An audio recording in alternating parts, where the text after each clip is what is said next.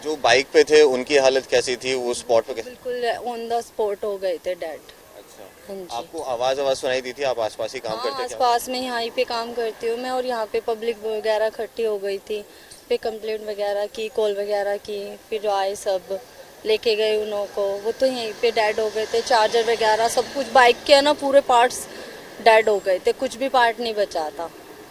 Police कितनी देर में आई थी? पुलिस आई थी, बहुत देर में आई थी, बट आई थी, बहुत देर में आई थी। दिल्ली की सड़कों पे एक और हादसा हुआ है जिसमें एक बार फिर एक जुवेनाइल की इन्वॉल्वमेंट है।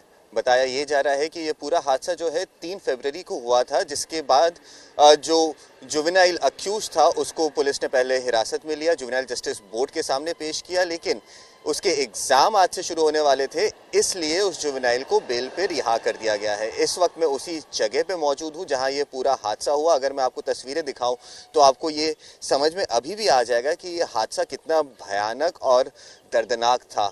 2 हफ्ते गुजर चुके हैं करीब करीब ये हादसा होने के बाद। उसके बाद भी द्वारका की सड़कों पे अभी भी ये देखा जा सकता है कि जो अवशेष हैं, जो मोबिल इंजन ऑयल लीक हुआ था बाइक से, वो अभी तक यहाँ मौजूद है। ये पूरा हादसा होता है 3 फरवरी को करीब 11 साढ़े 11 के बीच में, दिन में, जब एक जुवेनाइल 17 साल का लड़का एक स्कॉर्पियो एन गाड़ी चला रहा था और बहुत तेज़ी से, वो बहुत तेज़ रफ्तार में था, तभी एक बाइक 23 साल के लड़के की बाइक यहाँ, सुमित की बाइक यहाँ लगी हुई थी, जिस बाइक पे वो आके एक्सीडेंट होता है और बाइक को घसीटते वो करीब 50 से 60 मीटर तक आगे ले जाता है और फिर यहाँ आके रुकता है।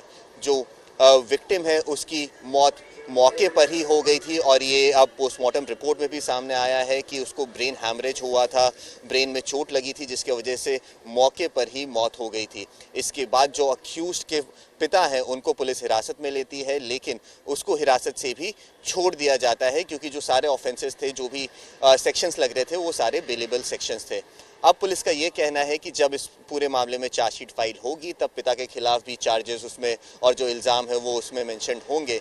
लेकिन बड़ा सवाल अभी भी जो है ये है कि ये सिस्टम कैसे ये सुनिश्चित करेगा कि एक माँ जो तड़प रही है, एक सिंगल मदर जो जिसने अपने बच्चे को बचपन से बड़े तक अकेले पाला और अचानक से उसका बेटा उससे छिन जाता है, अब ये सिस्टम उस माँ को इंसाफ कैसे दिलाएगा।